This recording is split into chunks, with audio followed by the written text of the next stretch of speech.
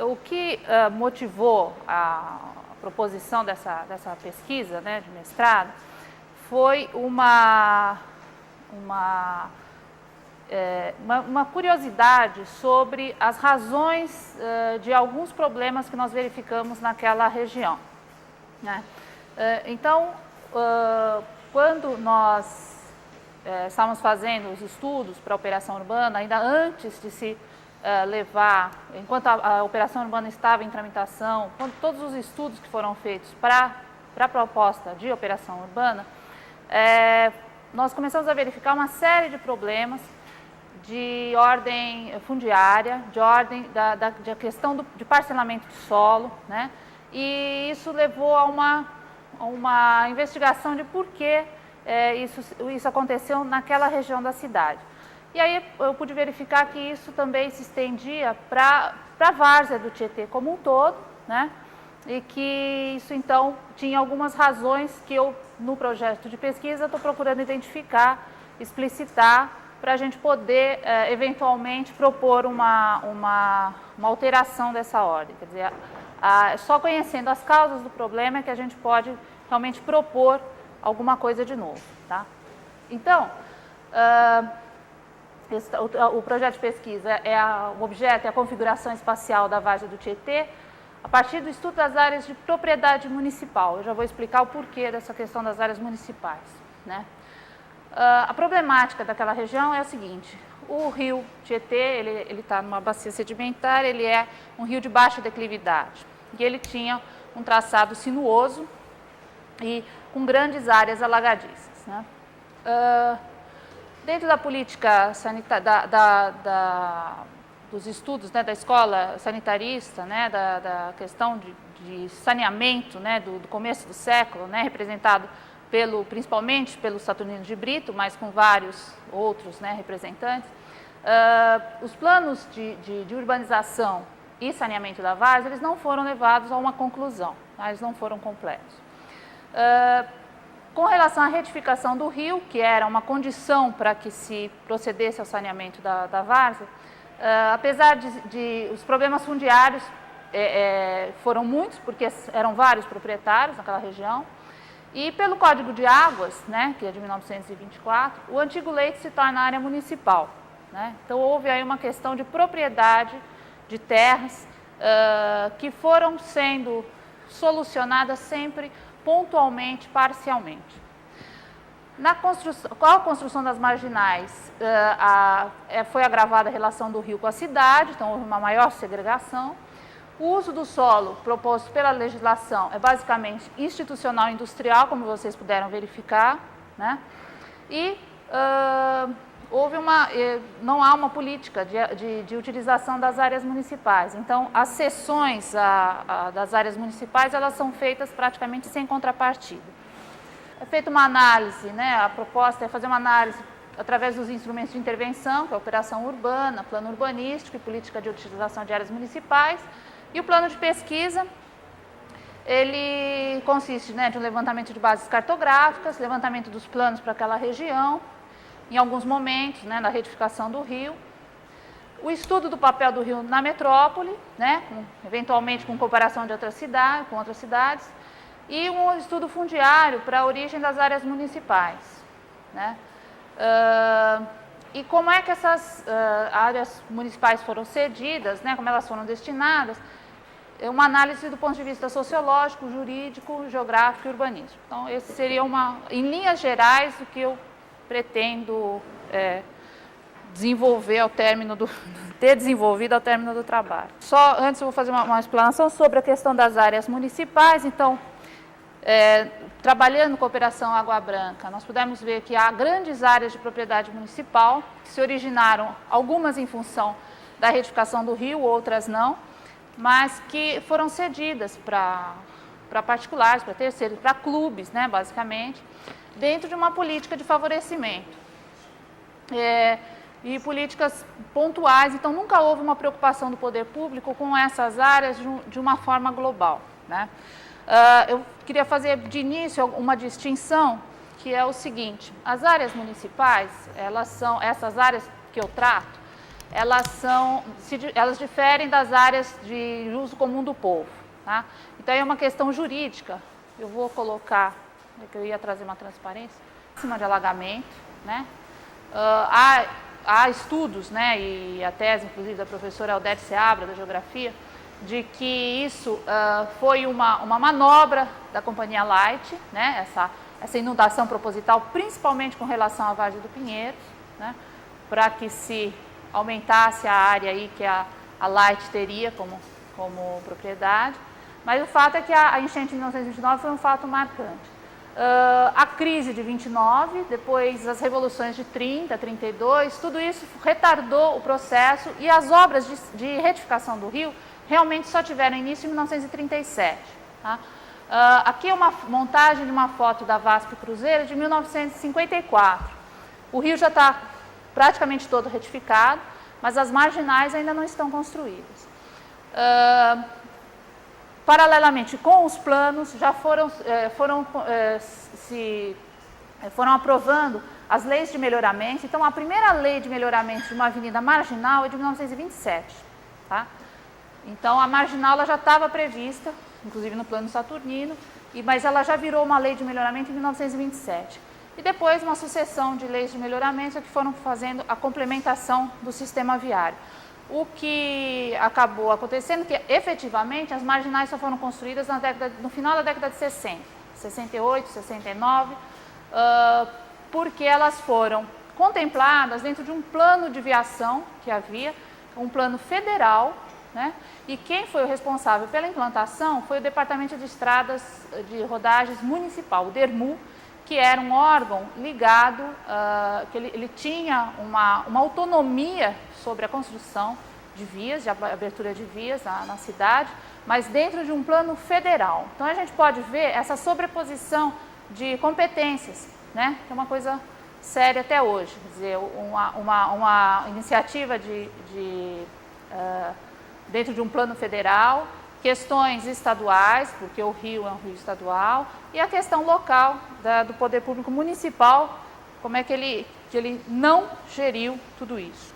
Aqui, a título de exemplo, o projeto do Oscar Niemeyer em 86, que previa aí uma grande desapropriação, um grande parque linear e tudo mais. Tá? Então, eu só estou citando Niemeyer, mas muitos outros projetos foram feitos, muitos outros planos.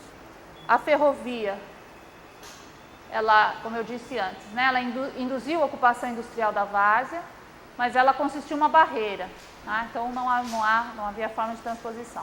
Uma coisa curiosa a gente notar como a ferrovia se integrava com a própria indústria de uma forma muito mais harmônica. Então, aqui é a fábrica Santa Marina, na década de 30, aqui é a estação ferroviária, né, e tal, essa torre existe até hoje, né?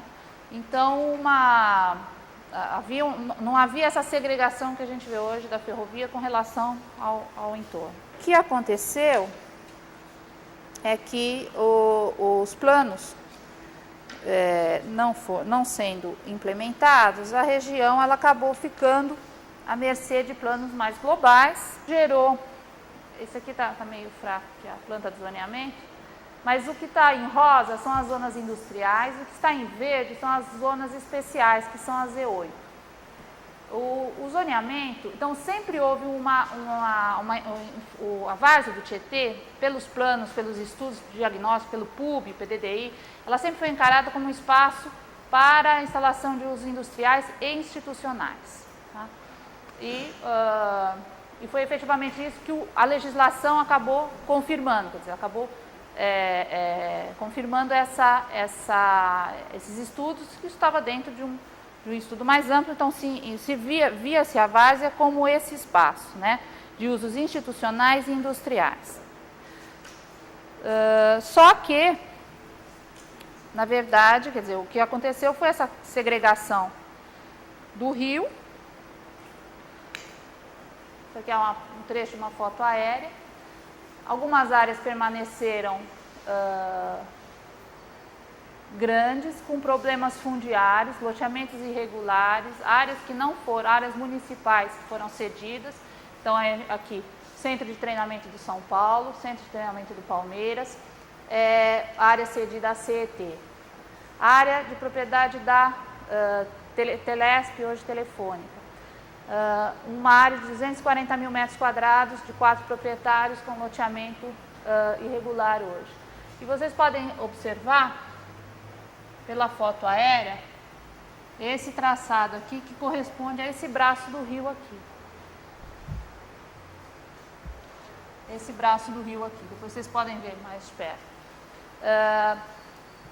E isso, o fato desse antigo leito ter virado área municipal, ter sido invadido, há uma compreensão que as faixas de servidão são propriedade municipal, mas é uma questão jurídica pelo Código de Águas se são propriedade municipal ou não.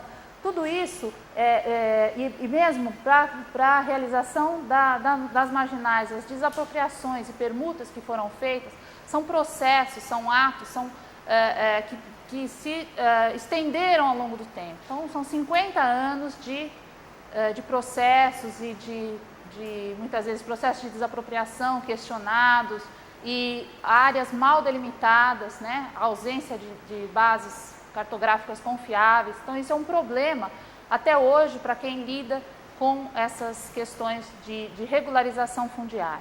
Tá? Para vocês terem uma ideia, aqui existe um conjunto habitacional, que era uma favela, foi urbanizada em 4 etapas, desde a época do Jânio Quadros até o Maluf, com o Singapura, mas só recentemente é que a questão da propriedade daquela terra, daqueles terrenos, estava sendo regularizada, né? E, ao mesmo tempo, você vê essas áreas imensas, muitas vezes desocupadas ou com usos muito precários, que não têm uma função e não têm conexão com a cidade, né? Com o espaço de vivência. Então, você passa por aqui, é uma escala que foge da escala do pedestre, né? Se você precisar sair daqui e chegar do outro lado da ferrovia, por exemplo, aqui no cruzamento da Francisco Matarazzo com a Pompeia, quer dizer, são lugares muito difíceis de caminhar, mesmo na Marquês de São Vicente, quer dizer, não é um espaço para pedestre, não se constituiu um espaço para pedestre, né? É uma escala muito...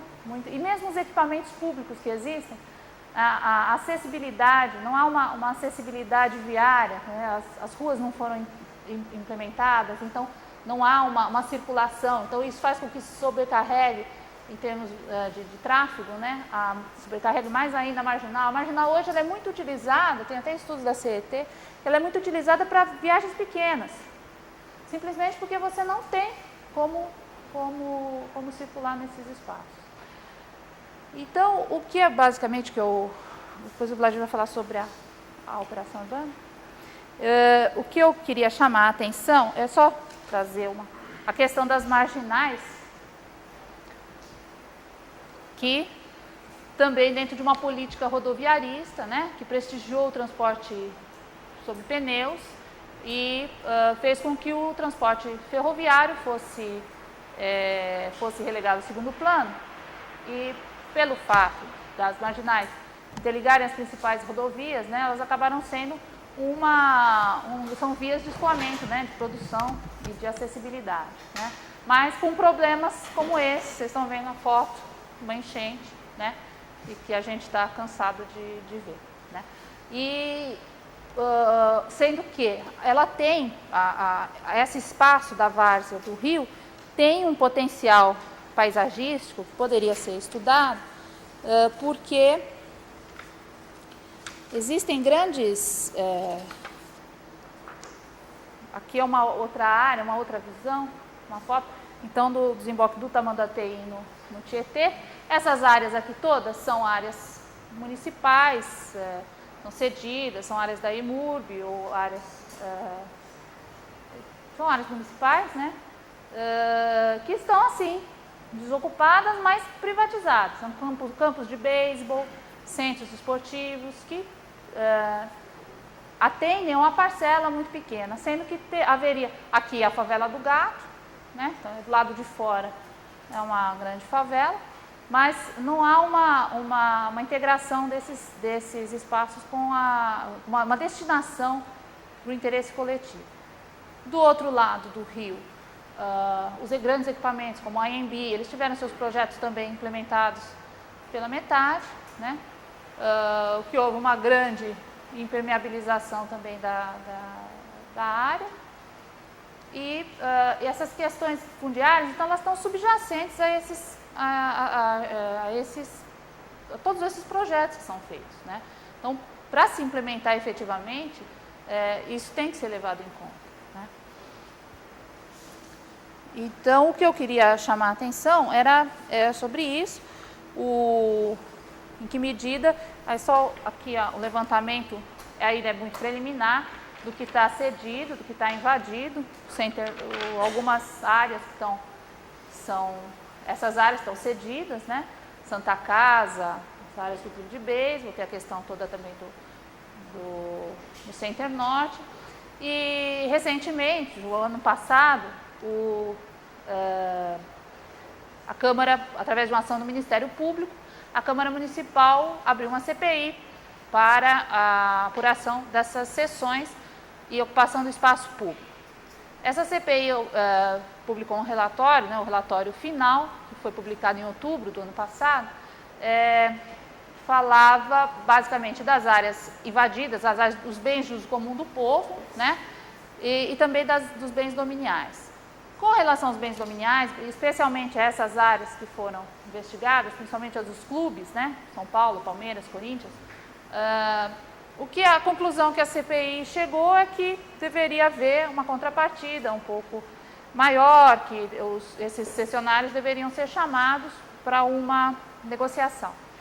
E, efetivamente, até agora, né, não há uma previsão de que seja formulada uma política nesse sentido. O plano diretor prevê, né, uma forma genérica, é lógico, como cabe, né, ao plano diretor, mas é uma questão muito, muito delicada e muito complexa pelo seguinte, não há um controle perfeito por parte do Departamento de Patrimônio sobre essas áreas. Quer dizer, há um levantamento, existem as plantas, mas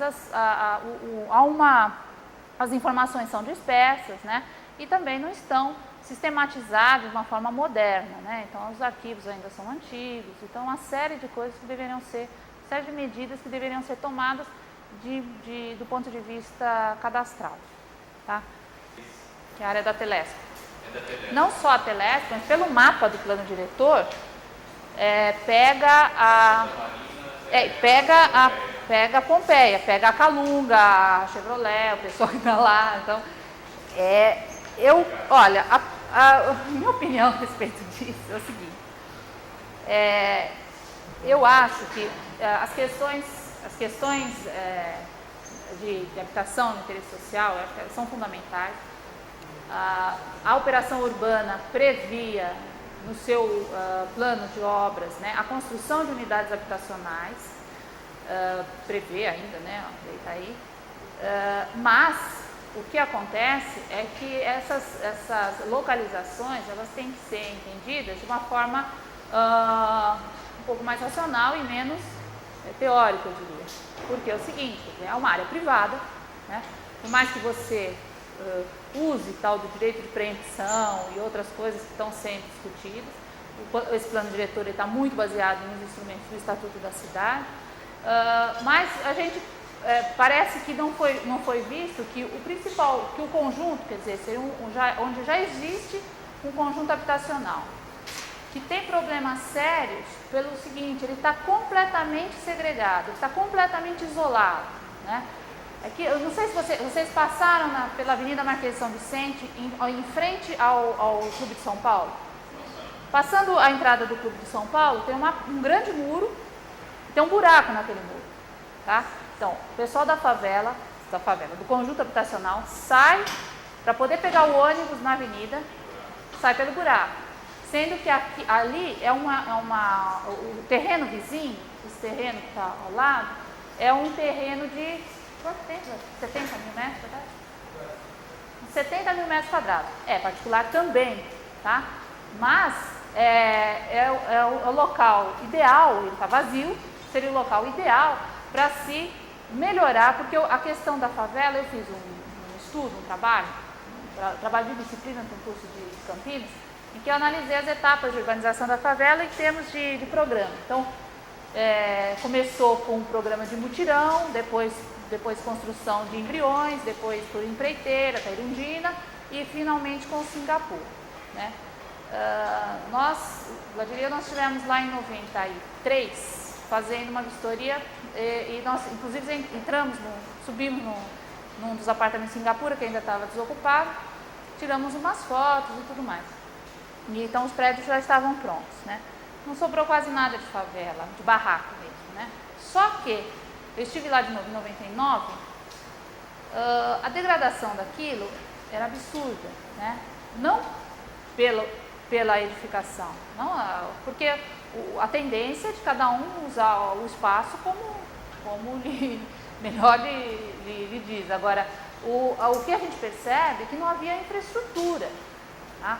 Então, um morador falou para mim, eu falei, o que era melhor, morar no barraco ou nesse apartamento? Ele falou, olha, o barraco para mim era melhor, porque era maior, eu tinha mais espaço, em termos de condições, continua do mesmo jeito, porque o córrego continua sem ser canalizado, sem urbanizar, ele é um depósito de lixo, ele enche, quer dizer, então não houve uma melhoria. Então a questão não é se a casa é de alvenaria ou de madeira, a questão é se há infraestrutura para tudo, se há creche, se há escola próxima e se há acessibilidade, né? Aquilo é quase um gueto, é uma coisa muito, muito fechada e muito impressionante. Para você chegar na favela, não sei se você chegou, se vocês não foram. Isso. Então você não vê você tem que entrar aqui por uma. Então, você entra aqui por essa rua, aqui tem o estacionamento, tem a Telha Norte aqui na Marginal, que tem fundos e tal. Aí você entra por essa ruazinha e é o único acesso. E o pessoal que quer passar, tudo isso aqui é um terreno vazio, precisa pegar o ônibus aqui do corredor, não tem dúvida, é um buraco no muro, tá? Então essa questão da azeita colocada aqui, sabe, eu acho que é no mínimo um erro de avaliação do potencial da área, quer dizer, é uma área da telefônica, está numa posição estratégica que poderia ser objeto de um plano, como estava contemplado, como está contemplado no plano urbanístico. E a ZEI, ela pode muito bem considerar a expansão daquela rua, assim como do outro lado da Marginal, onde tem um outro Singapura.